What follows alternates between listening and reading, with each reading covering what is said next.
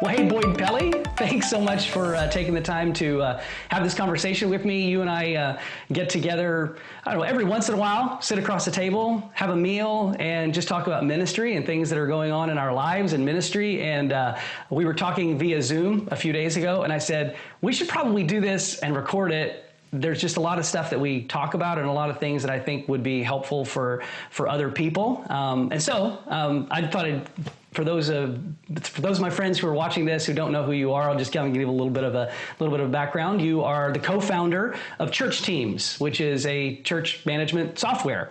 But prior to that, close to 20 years in pastoral ministry, working with families and discipleship, and you've lived all over the United States. But I'm proud to say, have come home to heaven, Texas, North Texas. We actually only live maybe about 15 minutes away from each other. Anything else there that you wanted to add about who you are and what you're up to these days? Well, probably the other thing I would add is I'm looking forward to the day when the restaurants are open and you and I can actually sit across the table and actually have lunch again together. This is a crazy time that we're in right now with this COVID-19 thing. And looking forward to jumping in here. We've been doing Church Teams now for almost 20 years. The first day I was on church staff and just did this on the side. So it's been fun the last 12 years to focus on it full time. And love to talk with you some more about how we can help this out in how we help in a decentralized digital church. Excellent. Well, one of the things I wanted to kind of start off with was actually just kind of talk a little bit about a blog post that you posted, emailed out. I'm on your email list, and I saw this. I guess it was maybe a week ago or so, maybe a little bit longer. And the topic or the title of the blog post was "How to Use Your Software When You Can't Use Your Church Building." Obviously, we're in a state where a lot of churches who've invested a lot of time and a lot of energy building their ministry platform, their ministry structure around their gathering place, their physical location. They're not able to do that right now. And one of the things that I thought was kind of clever was the way that you broke down how there are all these digital avenues now that sort of play different roles in our virtual church building. And why don't you spend a little bit of time kind of just expanding on some of the thoughts that you shared in the blog post? Absolutely. And the other part of it that comes from that is from hanging around with guys like you that have had kind of a marketing background and think about different ways to set up marketing so that you can accomplish key objectives. And I thought, what if I tied how people use software to a church building? Obviously, the live stream, whatever version, whatever software you use or however you do that, that's the worship center, obviously, right? It's where we go, everybody gathers, does all that. But then I thought beyond that, what about the classroom or the small group in somebody's place? And I thought, well, that's obviously some sort of video chat, whether it's Zoom like you and I are doing here, or Google Hangouts or something like that. And so we're seeing groups all over the place. My groups are still meeting. We're meeting virtually, just like you and I are meeting now, and having a great time. And then what about the fellowship hall? This is a place where everybody gets together and hangs out and just talks. And I thought, that really is the purpose of social media, is a place where everybody kind of chips in and there's a topic and there might be another group of people over here with another thread that are going here and you can kind of jump back and forth between them. And thought if that was a church building, it'd be the fellowship hall. And I just think sometimes pastors and church staff have not sure how to think about all the different software that's out there. And I think thinking of it through the purpose perspective of why we do this architecture in this building could be a really helpful way during this time, especially to think about how to use software. Towards that end, a couple of other key parts of the room that I thought about, those of course were the core three spaces. But then I thought, what about that gathering space or that foyer when somebody comes into a church the first time? They get there, they get a feel for the architecture. They kind of know, okay, there's the worship center, there's the classroom, there's the kids area. So you kind of get the layout of how things work there. And really for a church, that's a church website. That's kind of your front door nowadays. Even when the building's open, that's your front door, right? Your website, because everybody's Googling going there. And then the other little component that sometimes gets mixed in here is a blog. And some churches have blogs. I really encourage, especially a pastor, to have a blog where you're just summarizing. Used to be the newsletter article. That could be the blog. But it's like going to the conference room or the pastor's conference where you've got a, committee, a little group meeting together, hearing the pastor's heart. And that's kind of the purpose of the blog. So I think it's helpful thinking of the different software as if it were different rooms and different purposes within your building. Yeah, I think that's really interesting. Actually, one of the things that sort of stood out to me was social media as the fellowship hall. And I'm really passionate about this, but I think oftentimes churches tend to use social media too often as a one-way method of communication and engagement.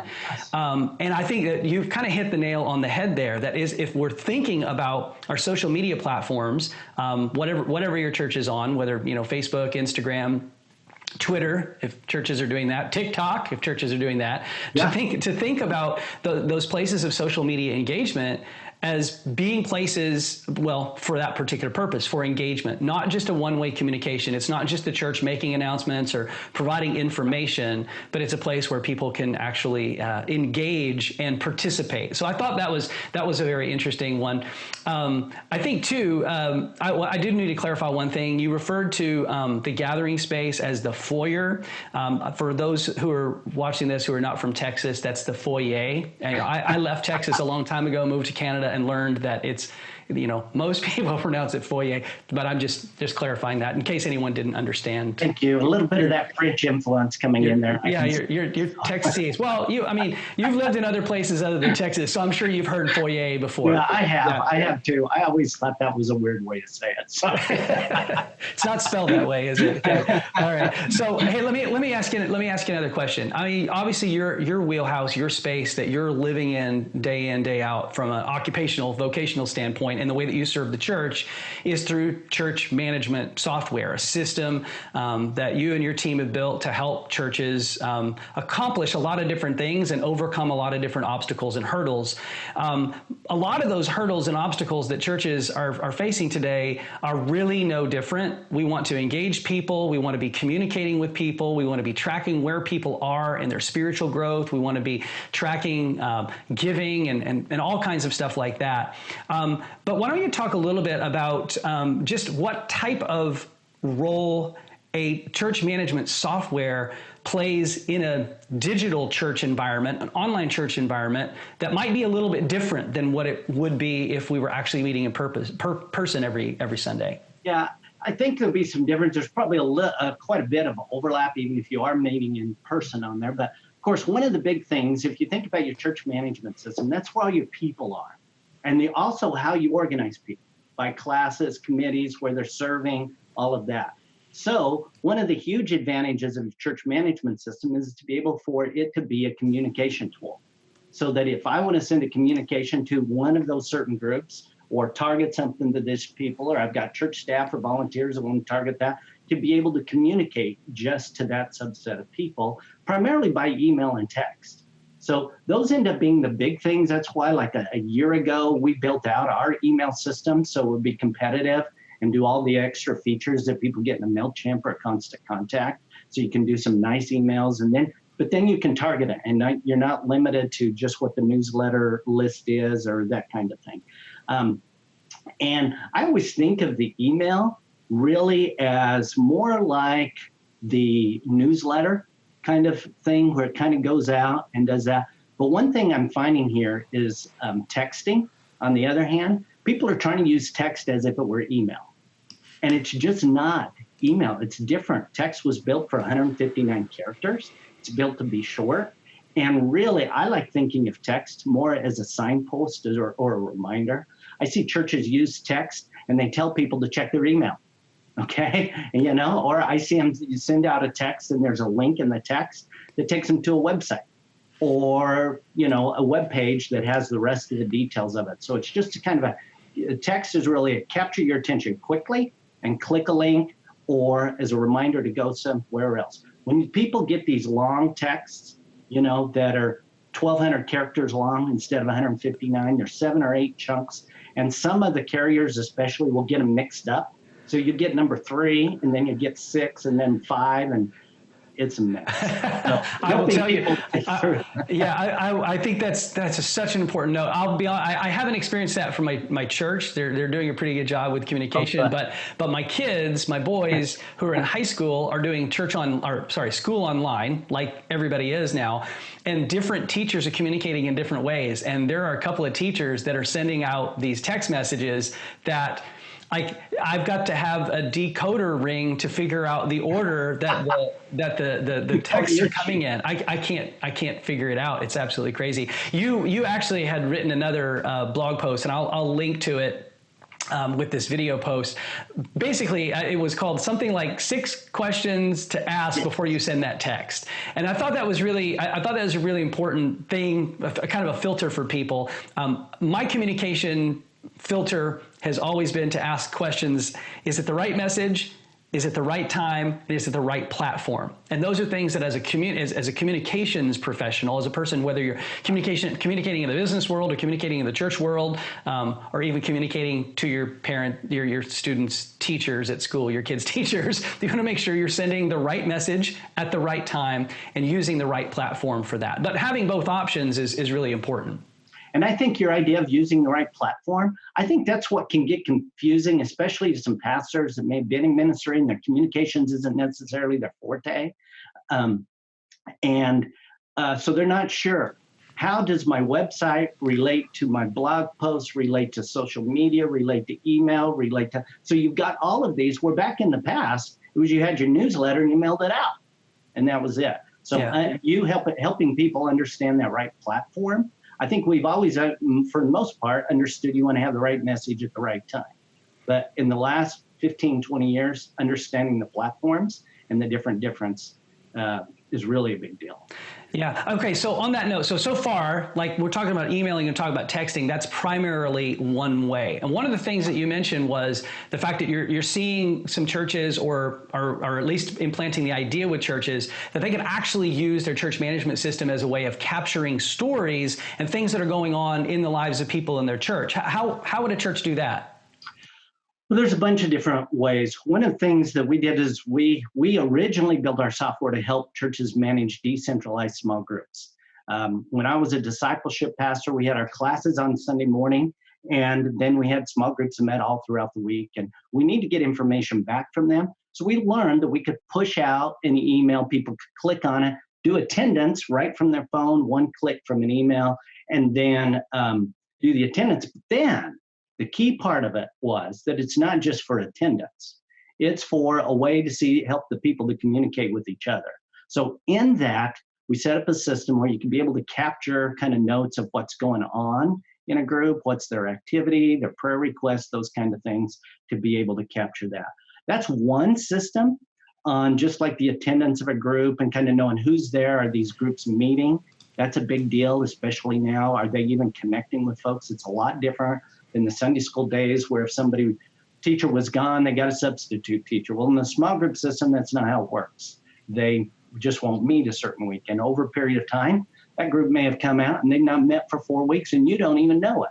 So we need to have some system to be able to do some pastoral care and hear that kind of thing and capture any stories.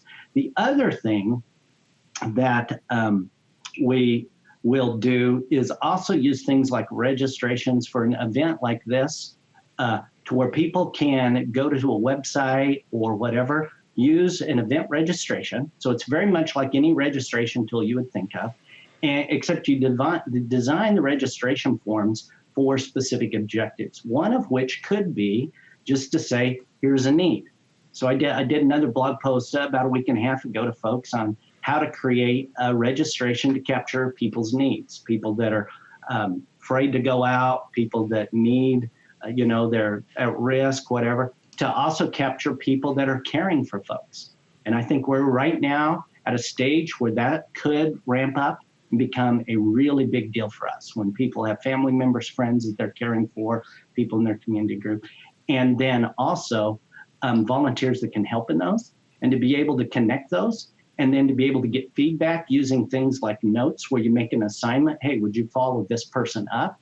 They can then get that note by email or text, one click, they're on a page, and then give you feedback on the follow-up. Much like a Salesforce or a HubSpot, where you're doing ongoing follow-up. And in that, you're capturing the stories of what's kind of going on. Okay, no, that's actually really interesting. I hadn't thought about. One of the things that's been kind of a big concern for me, as I watched a few weeks ago, churches scrambling to figure out how to deliver content for Sunday online. Like that was obviously the first thing that church leaders had to figure out. Churches that didn't yet have some sort of mechanism for whether it was a live stream or even pre-recording their sermons or their messages and posting them on Facebook or YouTube or church online platform. So there was this big scramble, but that was really only part one of the equation. That's only 1 hour on Sunday. There's 167 other hours in the week, I think, if I get my math right. And there's all this stuff going on in the lives of our people, our church members, our church family.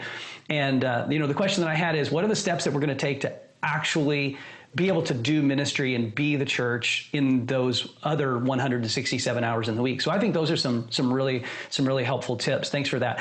One of the other big questions that a lot of churches had when this whole thing hit was, what do I do about online giving? I mean, these statistics, maybe they're a few years old, but I was reading that somewhere around, I think it's around 65% of American churches have an online giving platform, which seems like a lot. It means, well, there's not that many that don't, only 35% that don't. But that 35% that don't represents more than 80,000 churches across the country, I believe. And most of those would be small churches that can't afford to probably not have an offering for a few weeks. Yeah. So I shared with you the other day Google Trends graph for the search phrase church online giving, and there was a hard up to the right, because I would only imagine that there were tens of thousands of pastors, elders, and church leaders that at the blink of an eye were all getting onto Google and trying to figure out how to set up some sort of online giving. Online giving isn't necessarily what you are an expert in, but online giving is a significant component of the service that you provide in church teams. So I thought I'd ask you a few questions specifically about online giving that you might be able to help kind of direct people as they're looking for a solution to this obvious problem. So why don't you just share with me some of the insights that you would have on what you would consider to be the most important features of an online giving platform? Yeah. Well, and you're exactly right. I know I was looking at some stats this morning with our online giving. This is just this 1 month. We have added the same number of new online giving users as we did in the last 9 months of last year in 1 month. So, for us right now, it's up 9-10 times compared to our average. So we're busting at trying to stay on top of really trying to help folks get online giving figured out. And you're right. A lot of it is those smaller churches or churches that just haven't had a need for it because they counted on checks and cash. There's a couple of things you can do.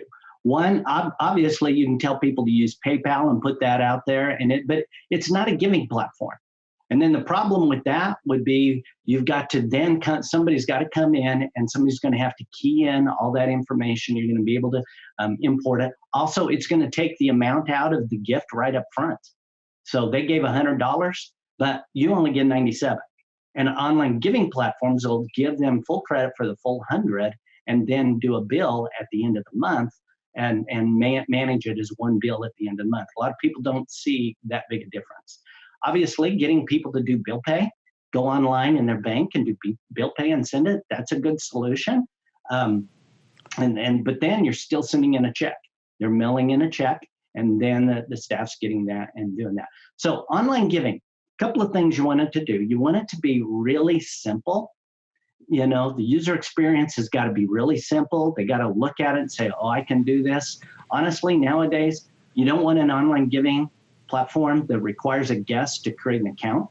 You don't have to do that. They can just put in the amount, their name, their email address. You got to have the email address so you can send them a statement, and then what fund they want to give it to, and then put in their checking account information, savings account information, or their credit card.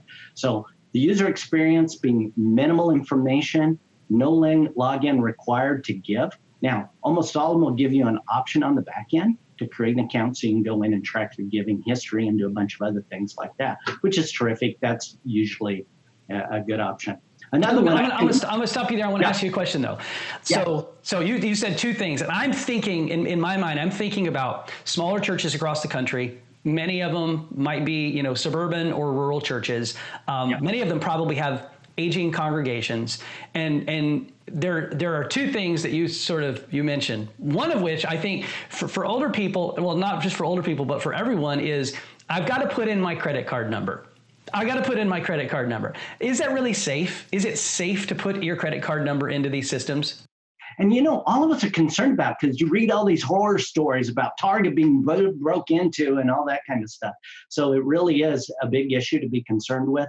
And it is. I mean, it's as safe to do that because the platforms are built on, they have this thing, there's a compliance level that the government demands of those. When people hack in to get information, it's not through an online giving platform or a payment platform. It's not through that. It's on the back end that they're getting in there.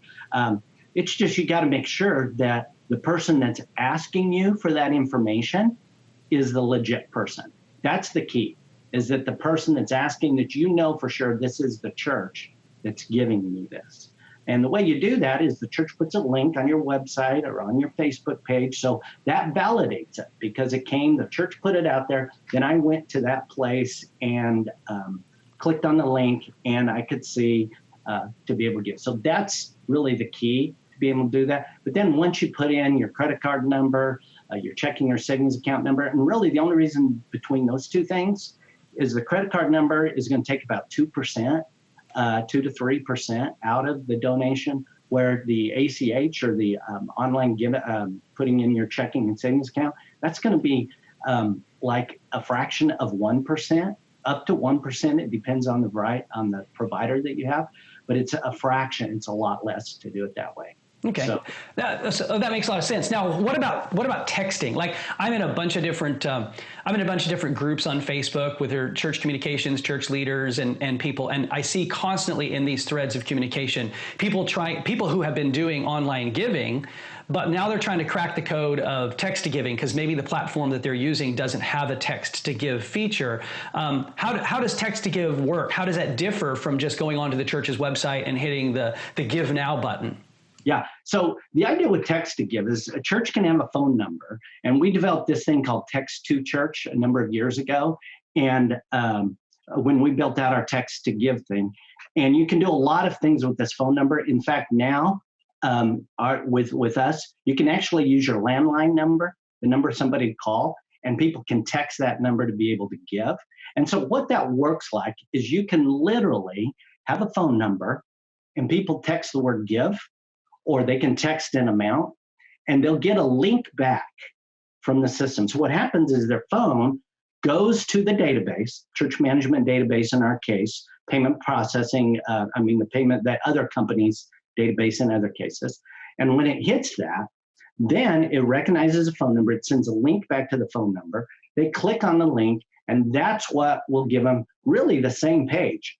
Most of the time, it's almost exactly the same page that they would give online. That's to set it up. The real magic with text to give comes after that setup, because that phone number, when it hits the database knows it's them.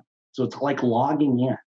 So that enables us, an individual, to say, you know what, you do an appeal to me to give, $20 to whatever cause that we're doing. I can literally just go to that phone number, text the church office number now, a certain number, $20, send it, and it's like putting cash in the plate. I just put a $20 bill.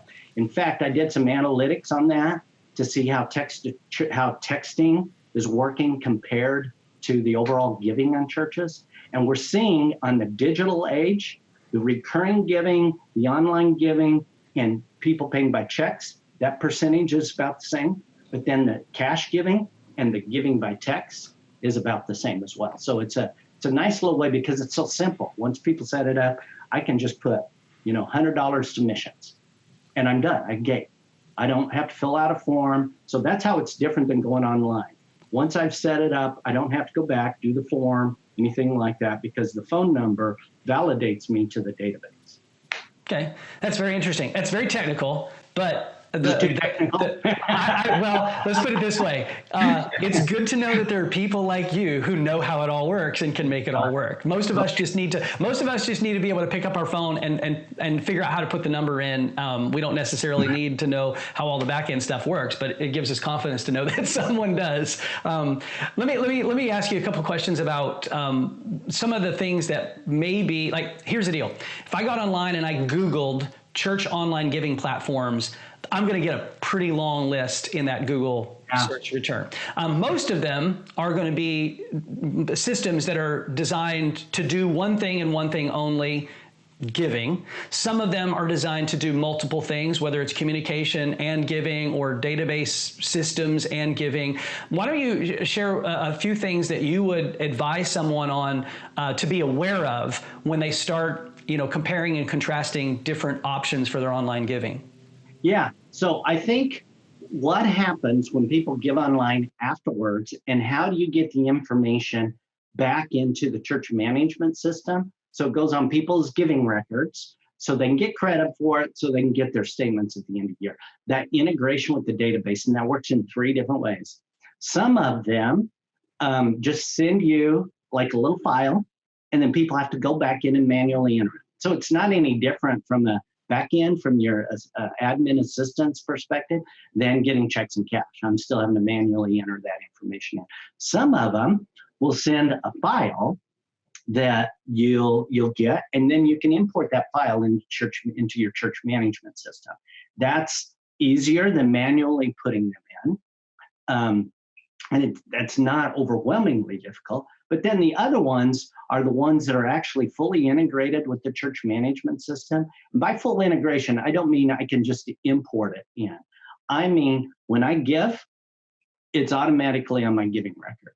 I don't have to do anything with it. And of course, that's by far the easiest. And the financial admins love that, as you would guess, because when somebody gives, they don't even have to touch it. They know it's automatically put in there. And then right from there, they can run reports based on people's giving. So in terms of integration, that would be a big thing to look for, is which one of those do you want to do and approach.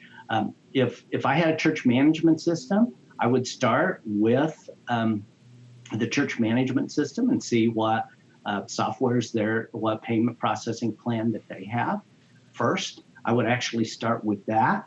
And if they don't have one, then I would look maybe at one of the others, or come to church teams, because we can do both for them, right? And have that all integrated together there. All right. What are some other things that might be things that people need to evaluate when they're looking at different platforms and different options? Yeah, you kind of have to be aware of some of the other pieces, because a lot of these companies that are payment processing only, that's like their only deal. So that's everything to them. And so like any business, they're going to build additional products so that they can build their business, have another stream of income, so it's not all dependent just on one. So you'll find folks that'll add in apps as another thing. And of course, there's a whole nother discussion, right, between apps and websites that we could have on another day. But, do you really want them to do an app? Are people really going to download the app? All those kinds of things. So, but that's an income producer for an autonomous giving platform, because then again, you have to charge for the app, and you build the app, and you customize the app, and all of that. And that's a lot more outside the scope of online giving, because online giving, you need a link. And you can email it, you can text it, you can social it, you can put it on your website. That's all you really need to get the basics. So to be aware that when somebody is selling a lot of side products towards the delivery system, that's all those are side products to the actual delivery system. So that's one thing. And then some of them have different types of costs that aren't as obvious up front. And so you want to dive in and make sure you understand are there any hidden costs? Are there any additional costs? There's a monthly cost, then there's a per transaction cost. That's usually made up of a flat fee per transaction and then a percentage. But then there's some other things that can be out there as well. So you make sure you ask about those. Okay, that's really helpful stuff. It's a lot for church leaders, elders, financial directors to be kind of filtering through in a very short time frame, because I'm sensing that a lot of church leaders are feeling the pinch to get something going sooner than later. And I appreciate you taking the time with me today to kind of just discuss a few of these different aspects, things that people might want to be considering, different ways that they can use their church management system, different ways to consider online giving. If somebody wanted to get in touch with you, ask you further questions about church teams or just about any of the things that we talked about today, how can people reach you? Obviously, our website is churchteams, teams.com. And my email is boyd@churchteams, BOYD, @churchteams.com. You can reach us on our phone number. It's 817-405-9750. That's our support teams right there. Those are some great ways to do it. And if you go to our website, I do webinars where we get into the details of this. I've got one that's an overarching meet the software. It's a high level view. And then I've got 6 additional trainings on different areas of it, one of which is the giving. Another one is the registration and events and some of those kind of things to help people really dig in and see how software can really come alongside and help them. Well, that's great. Thanks, Boyd. I appreciate you taking the time. I'm sorry that we didn't get to share a meal over this conversation. Hopefully we'll get out of our houses and be able to do that really soon. Yeah, me too. I'm looking forward to that. We'll have another good lunch here, hopefully in a few weeks. Sorry. Thanks, brother.